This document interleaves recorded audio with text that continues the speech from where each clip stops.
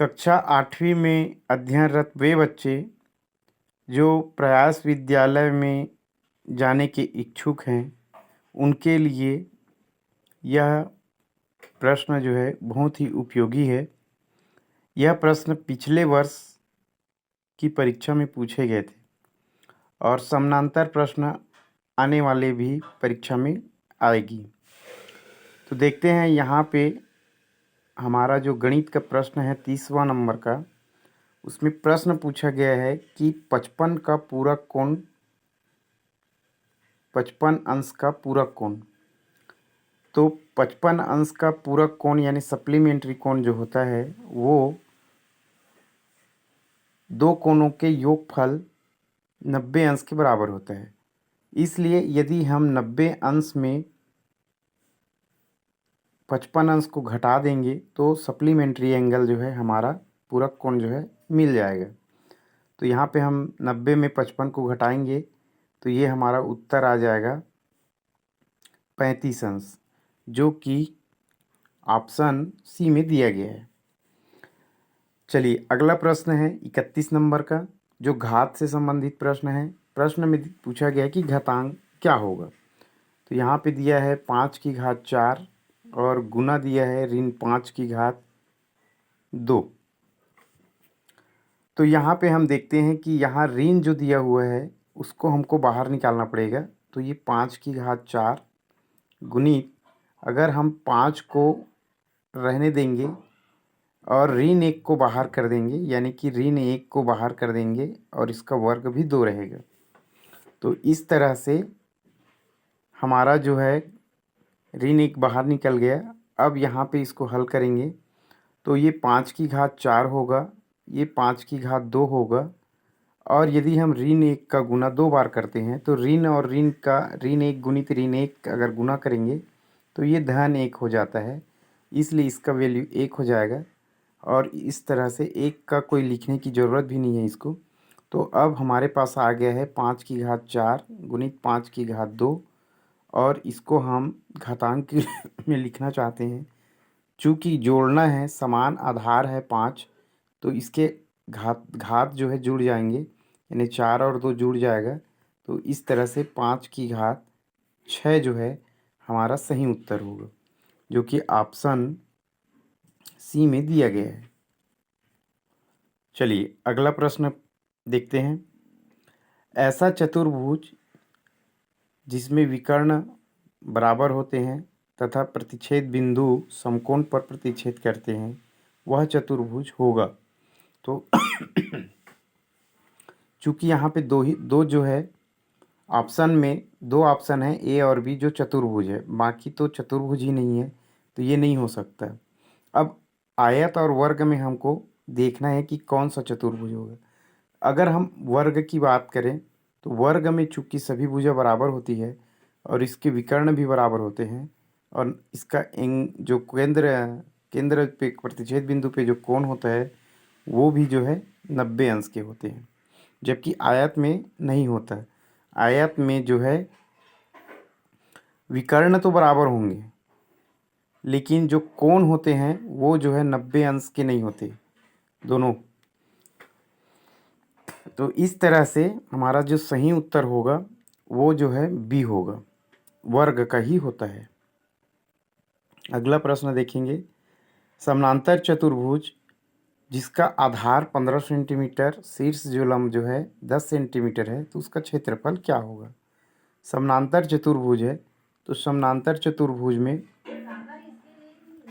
आधार और इसका जो शीर्ष लंब है ये 10 दिया हुआ है, और आधार जो है हमारा 15 दिया हुआ है। तो क्षेत्रफल ज्ञात करना है तो सीधा सीधा इसका क्षेत्रफल होगा आधार गुणित शीर्ष लंब या ऊंचाई जिसको बोलते हैं। तो गुना कर देंगे तो 15 गुणित 10, तो 15 दहाम 150 वर्ग सेंटीमीटर में हमारा इसका उत्तर हो जाएगा 150 वर्ग सेंटीमीटर, जो कि ऑप्शन हमारा बी सी में दिया हुआ है। अगला प्रश्न है। किसी भिन्न का अंश उसके हर से 2 अधिक है, यदि भिन्न का अंश 5 हो तो भिन्न क्या होगी।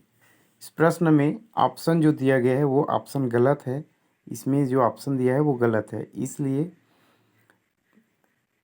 चूँकि यहाँ पे भिन्न का अंश जो है 5 है और अंश जो है हर से 2 अधिक होगी, यानी हर जो है छोटी होगी तो 2 कम होगी, यानी 5 में यदि हम 2 कम कर देंगे तो हमारा उत्तर आ जाएगा 5/3, जो कि ऑप्शन में दिया नहीं है, लेकिन सही उत्तर यही है।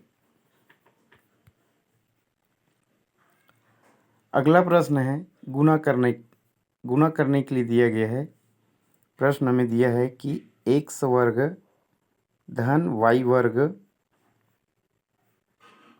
और अगला कोष्ठक में दिया है 3x ऋण 5y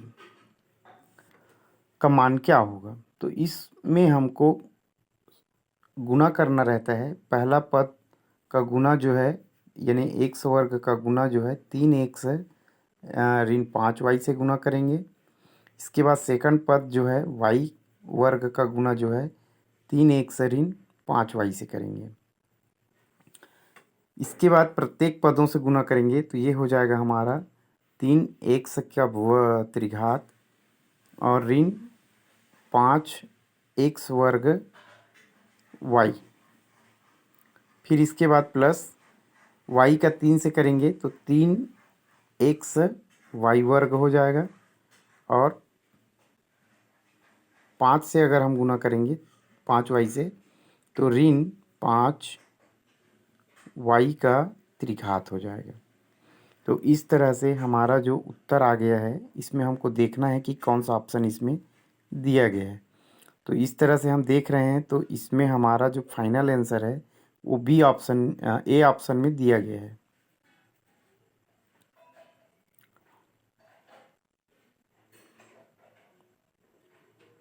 ए ऑप्शन में है।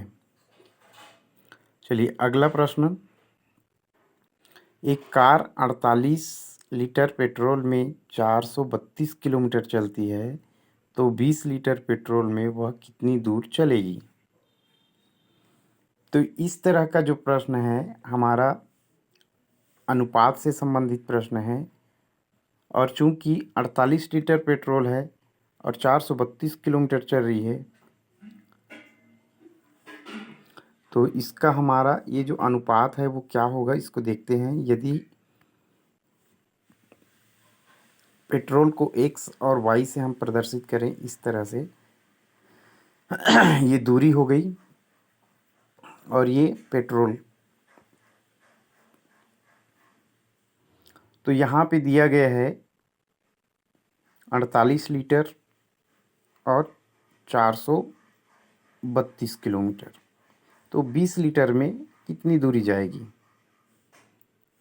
तो चूँकि यह जो है एक समानुपात है तो समानुपात में हमारा जो सूत्र है वो ये होता है कि x1 y1 बराबर x2 y2 समानुपात में।